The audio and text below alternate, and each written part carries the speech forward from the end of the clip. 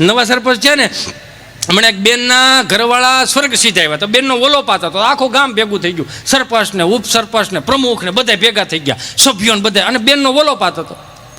એ તમે મને એકલી મૂકીને કેમ ગયા, મારું કોણ? આમાં નવું આપણે શિવરંજની વગાડો તો એટલે કંઈક નવું આપીએ આમાં.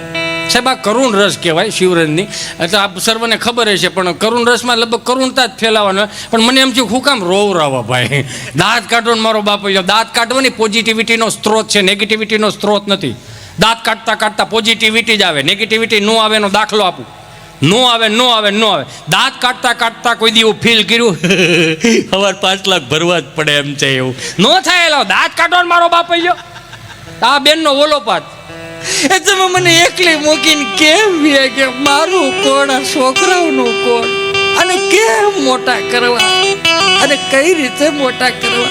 કે સરપંચ ઉભેલા, બેન બેન ચિંતા કરી, માં તારો ભાઈ બેઠો છે, આ દીકરાને દીકરીઓને હું ભણાવી દે ગણાવી દે ને એના લગ્ન ઉકેલી દે, બેન ચિંતા કરમાં તારો ભાઈ બેઠો.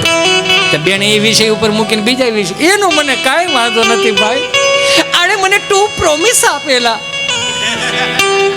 એ 2 પ્રોમિસ કઈ રીતે હું પૂરા કરીશ? હું આપ્યા હતા બેન પ્રોમિસ? એક તો કુનુ મનાલીનું આપેલું, એ તો હવે ક્યારેય પૂરો નહીં થાય.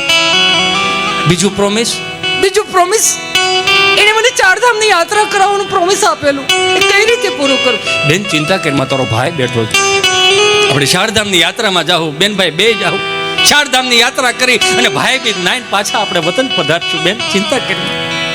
પણ એનો વાંધો કાંઈ નથી ભાઈ, આ 40 લાખનું દેણું ખર્ચાઈ ગયો, એનું મારે શું કરું? ક્યાં તો સરપંચ બોલ્યા, દાંત હું કાઢો, બધા બેઠા હોય, એકાદો કોક ભાઈ જવાબદારી લો કે બધી હું પૂરી કરી દઉં ભાઈ, કે બધું હું કરી દઉં, હજી તો ગ્રાન્ટ ફાળવી નથી ને, કોક તો જવાબદારી લો ભાઈ.